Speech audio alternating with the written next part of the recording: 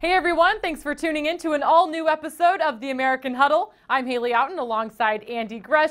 Great to be back with you after an outstanding championship weekend. We're going to look back at an unbelievable game that took place in Orlando on Saturday, as well as talk about some new exciting news and what's to come here to close out the football season in December. Andy, I think we knew this one was going to be a shootout, two of the top offenses in the country going at it, but I don't think anyone could have anticipated the game that we got on Saturday afternoon. No, and we talked last week about, I thought there were going to be some points, but 62-55 and heading into multiple overtimes is something I didn't expect. Look, it was a shootout, and I know, Hali, that nowadays people are like, well, when there's no defense played, there wasn't a game played. Hey, that's college football. We've got more games and more teams that are in the 30s and the 40s in terms of scoring points per game than we've ever had in the history of the game. So, to me, what we saw in the American Conference Championship game was reflective of what's going on in college football, and just a great battle where we saw two great quarterbacks and two great coaches. I think we both knew to expect great things from both of these offenses, but another area that we spent a ton of time talking about leading into this game was special teams. Memphis rallied back from two double-digit deficits and actually had a chance to win this thing at the end, but missed the field goal and missed a couple of them actually in this game. In the end, kind of a difference for the Tigers. Hali, I think in college football right now, we have a little bit of an epidemic on special teams, and it's not so much about kick and punt returns. It's about guys kicking footballs through field goal posts, because you look at it from different down and distances, and people forget it's not just about the kicker. You got to have a good spot, you got to have a good snap, and then you got to have a kicker who can knock it through, let alone the guys up front who are making sure that the big paws aren't getting in the air where you're trying to knock those kicks down. So I think the kick game, because it's hard to practice now, is more difficult than ever before. And we got a lot of guys in college football who could boom the ball out of the back of the end zone on a kickoff. What we need are more guys who can knock down field goals in critical situations. And I think because of all the scoring, and we get into the 30s and 40s, and in this instance the 50s and the 60s in terms of points, the kicker kind of gets forgotten about, and then it's on a dime. We can't score a touchdown. Guess what, kid? You're in the game. Go kick a field goal. It's tough on these guys mentally because they're used to kicking extra points, and then all of a sudden, hey, call timeout, get your rear end out there, knock down a big field goal. It's not that easy if you haven't been put in that position throughout the year. So I think we got a little bit of a kicking epidemic going on across the board. It's not just about the American Athletic Conference.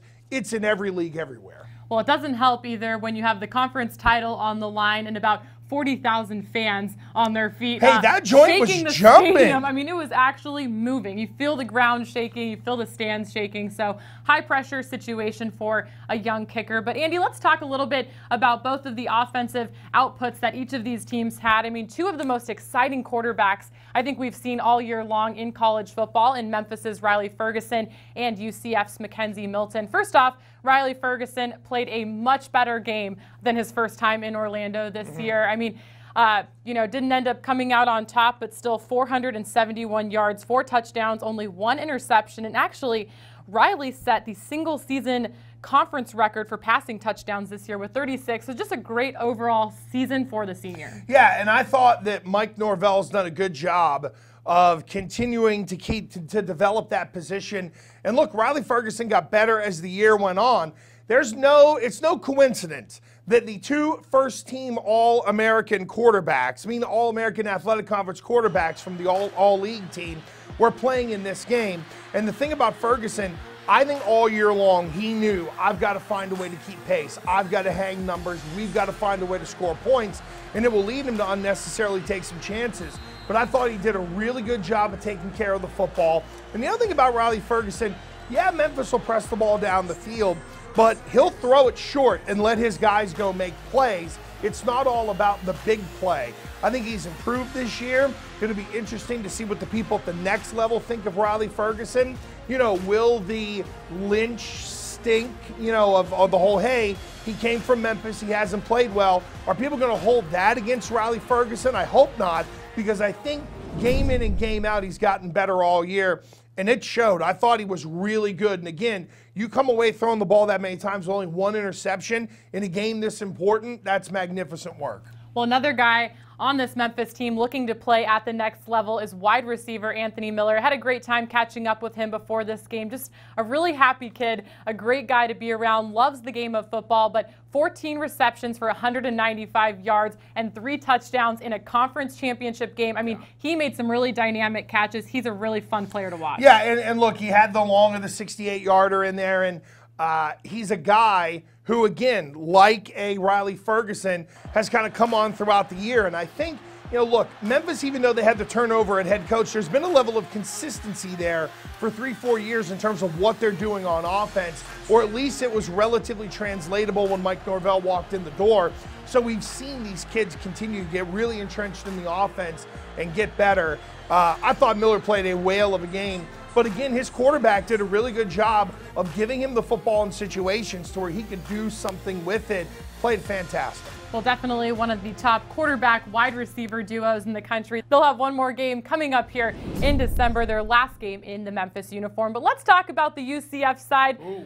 Also a very exciting offense to watch. But Mackenzie Milton, 494 yards, 5 touchdowns. But here's the interesting stat, Andy. 3 interceptions, unlike Mackenzie Milton, but hey, he was able to hang on. He still kept his team in it, and the Knights never gave up. Yeah, and the interceptions you mentioned, unlike him, some of them were just, hey, what are you going to do kind of throws, and then some of them were, come on, you can't make that kind of throw.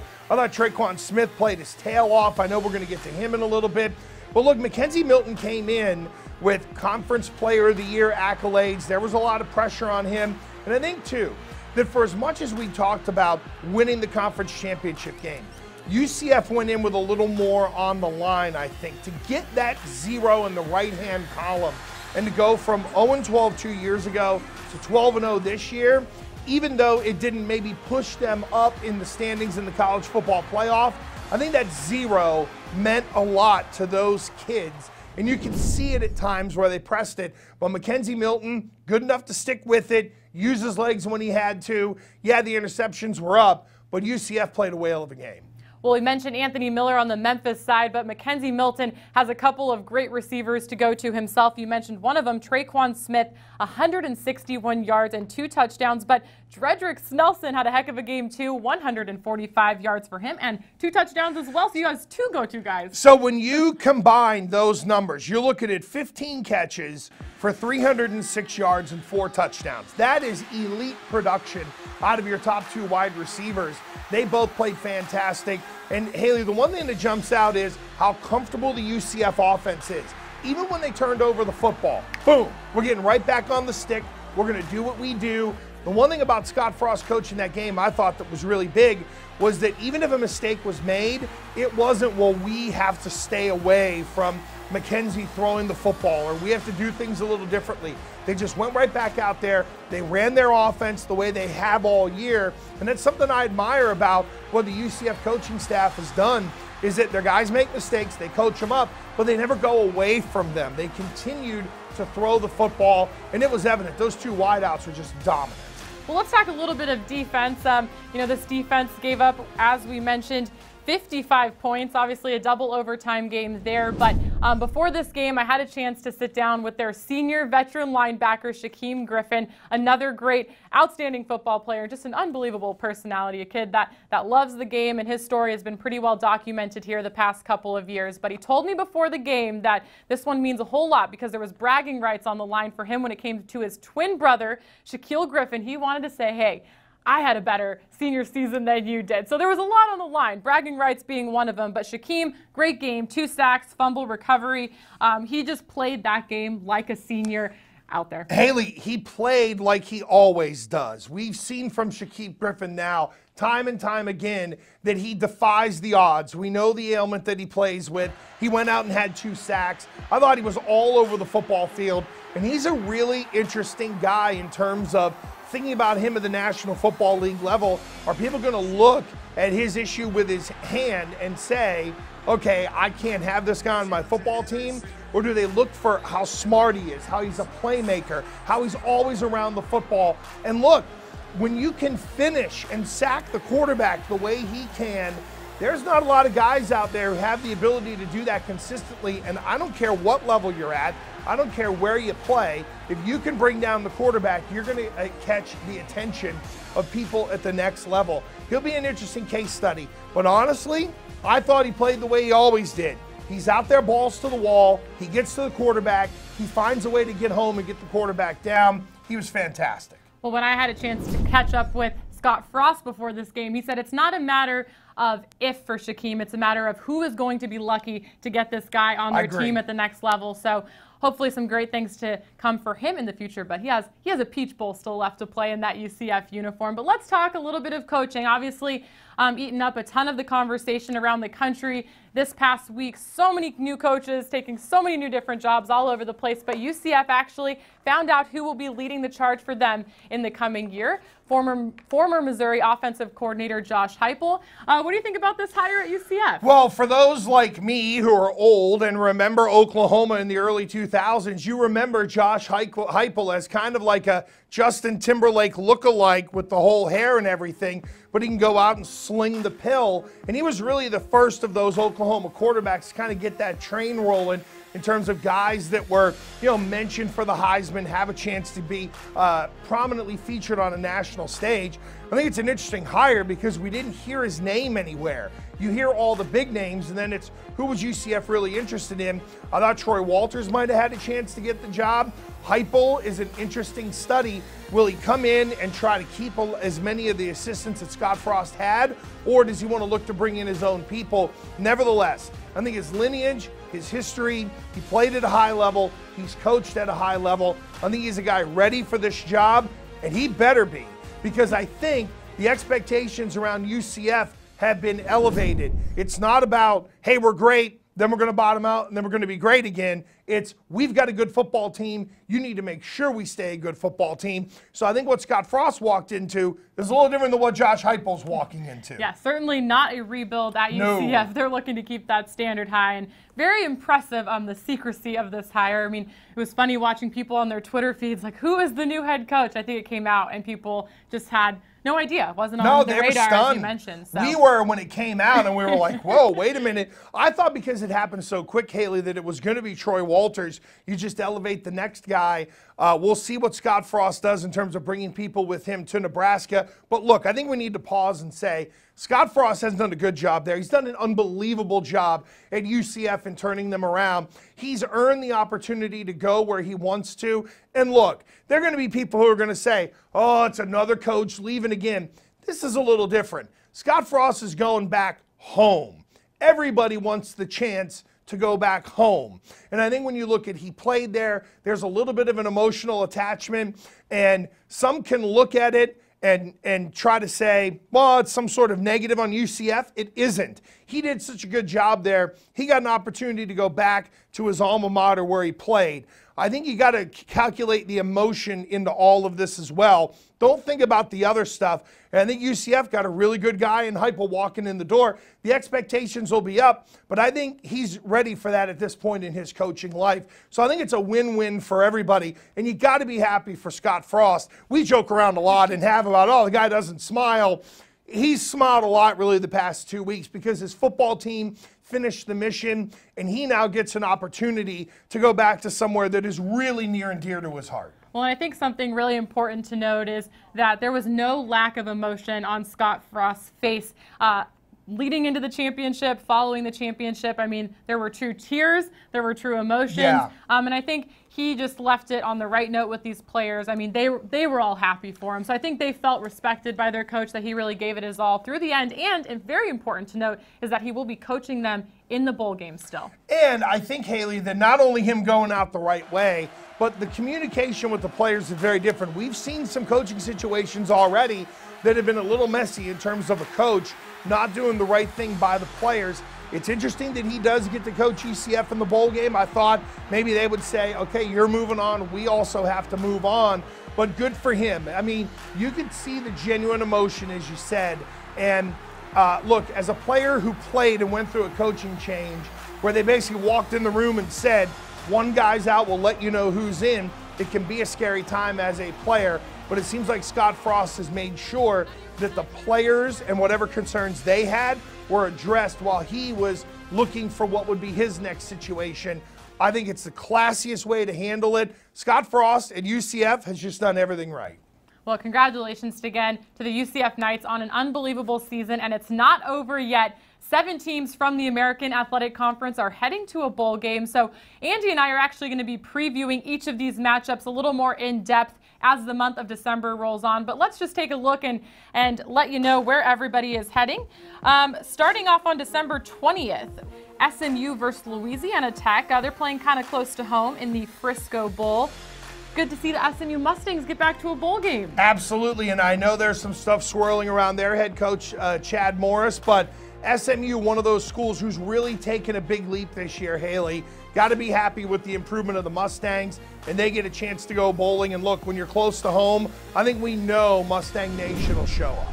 I think another exciting bowl accomplishment for one of the other teams in this conference is Temple. They'll be taking on Florida International on December 21st in the Bad Boy Mowers Gasparilla Bowl. Oh, that's pretty good. Now, look, FIU's no joke. They can score. Jeff Collins' crew will have a battle on their hands. That's going to be a really fun, interesting game to preview because Temple is going to be tested a la going against maybe like a UCF or USF in terms of FIU's ability to put points on the board. And hey, they're in Philadelphia. They get to go to Florida in the winter to play a bowl game. So yeah, that's right. Nice that too. Ain't bad.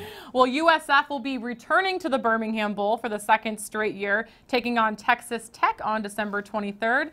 What do you like about this matchup? There's going to be points. Like, there's going to be lots of points in this game, I would think, because Texas Tech has got the ability to spread you out, as we know. And I think for Quentin Flowers, kind of going out on a high note will be big for USF. I think, Bulls Nation will show up for that one as well. But that's going to be the old chuck and duck. It's going to be a ton of fun. Well, hey, sign me up for this bowl. December 24th, the Hawaii Bowl at Aloha Stadium. Houston versus Fresno State. The Cougars are heading to tropical paradise. Can we go to the commissioner's office and say, we need to cover that one? Like, the American Digital Network needs to be there. I've been to Hawaii. It's unbelievable. What a great opportunity for not only the fan bases to be able to go out there, but to play a game that, let's face it, the Hawaii Bowl, you think of the Pro Bowl in the NFL, there's a lot of history there in Aloha Stadium. That's a great bowl to go to, and sure, right? You want to sign us up? Right, we're good, we'll go. All right, well, we'll enjoy Christmas, and then on December 28th, the Military Bowl, Navy versus Virginia. Another great matchup, and hey, the Mints also have Army this weekend. Absolutely, so we know the pomp and circumstance that'll be around that game, the lineage and the history, but Virginia, a team on the rise. Bronco Mendenhall went there a couple years ago. He's got them finally climbing up in those ACC standings. And look, Navy, it's just amazing the job that Ken Niumatalolo has done, the level of consistency. Look, do they win the league every year? No. But in a lot of ways, they're the New England Patriots of the American Athletic Conference because every year, bare minimum, they're at least going to go bowling, if not, be a factor when it comes to a division or a conference championship. It's a great comparison. I love that. December 30th, Memphis gets to stay at home. They're playing in the AutoZone Liberty Bowl against Iowa State. So the Tigers get to actually play one more game in their home stadium. And they're probably going to hang 50 on them, quite honestly. And that's no disrespect to Iowa State.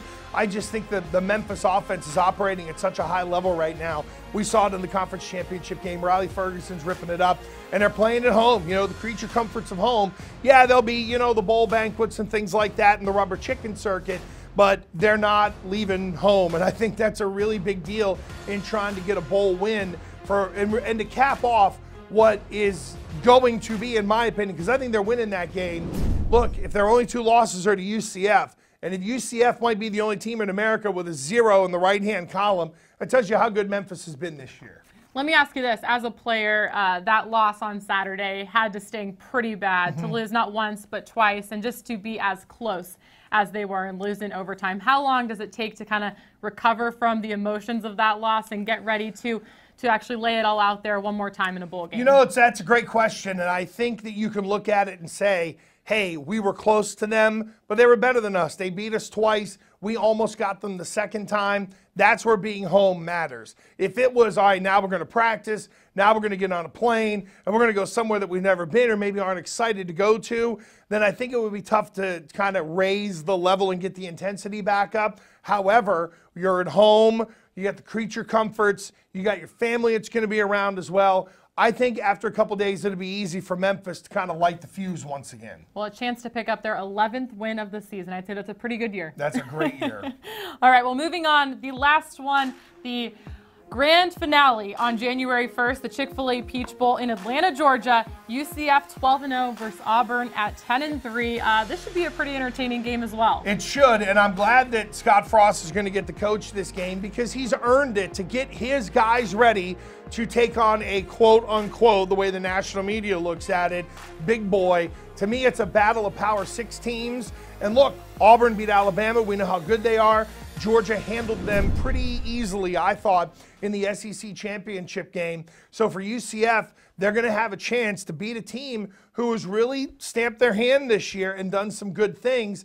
It would be the ultimate cherry on the top of the sundae for Scott Frost and UCF to be able to get this win. I'm happy they have an opportunity, and I think if we thought there were points in the American championship game, this one might be the same thing. We might see 40s and 50s on the board on each side. Well, a chance for UCF to go 13-0 this year, something that's pretty remarkable and some would say even impossible to accomplish. It's a very tough thing to do. But let's talk a little bit. We've mentioned this throughout the year. UCF maybe not getting that national respect that they've possibly deserved at times, but a chance to make a statement here on January 1st. But I think for the conference as a whole, the American has been in its existence for about 5 years now. But in 3 of those 5 years, a team from this league has played on that New Year's Day game. What do you think that says about the consistency of the conference and just kind of bringing it year in and year out? Well, Haley, it says they're not a group of 5. I mean, they're not. They're in this like purgatory in this weird world where there's the Power 5, the group of 5, and then there's the American Athletic Conference. But we can start to push them towards the power conferences. We've sort of pushed them this way a little bit because they've been in these big bowl games. They've been in the New Year's Six. They've performed well. And look, when American teams have had an opportunity to take on a big boy, more often than not, let's just say bare minimum, they put forth a good showing. If not, they're competitive in winning some of these games. So I think for this year, here's the national narrative, all right? I can predict it now as someone who does local and national sports talk radio. It's going to be, well, if UCF wins, they beat Auburn, but Scott Frost is now leaving, so Ken Hype will come in there and pick up where they left off. There's going to be that manipulative narrative, but the bottom line is UCF has built a great program. They have an opportunity to beat, again, a quote-unquote so-called big boy. And if they do it, it doesn't matter who the coach is. It's reflective of how good the teams are in the American Athletic Conference. And if you want to put someone from number 1 or number 2 in this league against some of the better teams in the other, again, supposed Power 5 leagues, they are more than able to compete. And people will say, all right, look at the bottom end, and they can't. Of course, there are not a lot of bottom end teams in any conference in college football that can compete with the quote-unquote better teams in each of those power conferences. So I think the narrative gets twisted in a lot of really sad ways for the American Athletic Conference. Just go win. Go in, put the flag in the ground, tell everyone to react from there. That's all you got to do. Well, I will say that the past 2 weeks, I think 2 of the greatest college football games of the year took place at UCF. First against USF to make it to the championship, and then against Memphis last weekend. So packed house, a big-time college football atmosphere. But the last thing I want to ask you about, another huge atmosphere this weekend, a very special setting, is Army-Navy. I guess both of these teams, you've watched them a little bit throughout the year. What do you kind of expect to see in this game? It's been, not Navy's best season, but this game, I think you just kind of have to separate them from them all. It is about so much more than football. What are you looking for? Yeah, it's for the Commander-in-Chief trophy. And, there's all the trophies in college football that everybody wants to win. That one is very special because of the battles we've known and seen between Navy and Army. Look, we know we're going to see a lot of option football, so whoever puts the pill on the ground more probably loses this game. But I think defensively, it's the old, you got to be ready for anything. This is where Kenny Amatalolo and Jeff Monken are going to bring out the wrinkles in the respective, I mean, they run the same offense. So how do they find a way to come up with something that's got a wrinkle or a little different for them to be able to make a big play when they need it? And hey, let's just call it the way it is. Quarterbacks are key. You're running the option. They got to make the decisions at the line of scrimmage. So you need a great effort for whomever Navy is going to roll out at quarterback. I know most recently it's been Zach Abey, but when you know, again, it's the whole guys are like, oh, my hammy, oh, hey, I'm good. It's time to play Army. So you never know who's going to walk through that door to play quarterback, who can come up with the new wrinkle, who doesn't turn it over as much. But the pomp and circumstance around the game is the essence of college football. There's a lot of respect. There are guys who understand that they're a part of something bigger and the game means something, but the rest of their lives, they're going to be attached not only to the guys that are on that football team, but the people that they are going through the academies with. So I love it. I think it's one of the best games in college football. I don't care what the score is. It can be 7-6 and it can be 35-34. I don't care. It's bigger than the game of college football. That's what makes it so special. Well, I will definitely be tuning into that one myself.